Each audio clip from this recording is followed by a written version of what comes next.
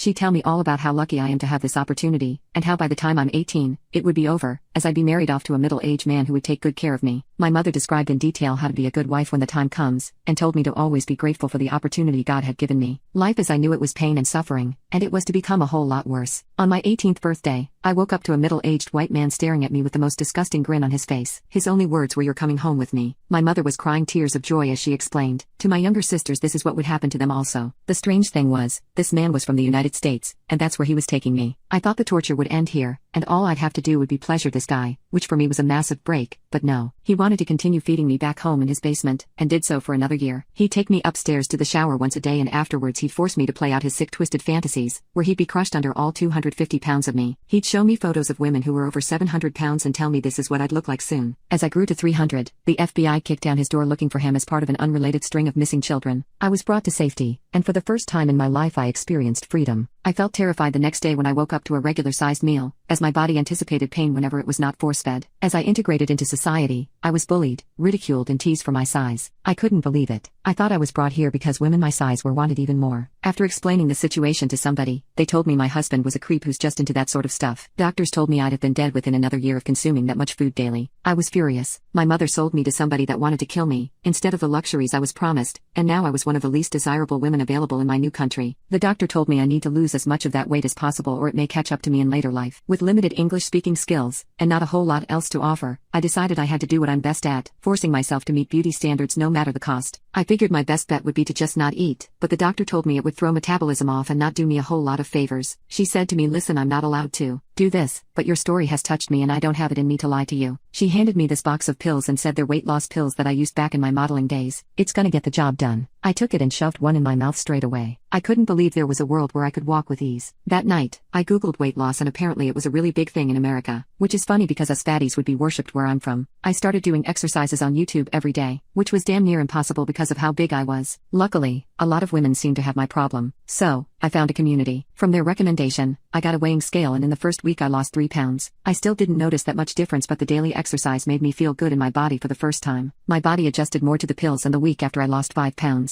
Losing weight on purpose was a very strange experience. In the back of my head I could hear my mama saying, "How could you have let this happen?" But reminding myself that I'm honoring my body for the first time helped me overcome this. I continued with the exercise and worked to reintegrate into American society. After 3 months I managed to lose 40 pounds. Everyone was much nicer to me as I lost weight, and I even started getting attention from the 2 bob white boys. There was one in particular that caught my eye, and he was so different from the men my mama had told me about. He wanted to actually take care of me, not just shove as much food as possible down my throat. The pills and new lifestyle ended up changing my life so much that I even sent a thank you letter to my doctor. Edit. Tons of people are asking me what the pills are called, and from fatty to fatty, I'm not going to gatekeep. The pills are Obvi Elite. They come in this pink and black bottle.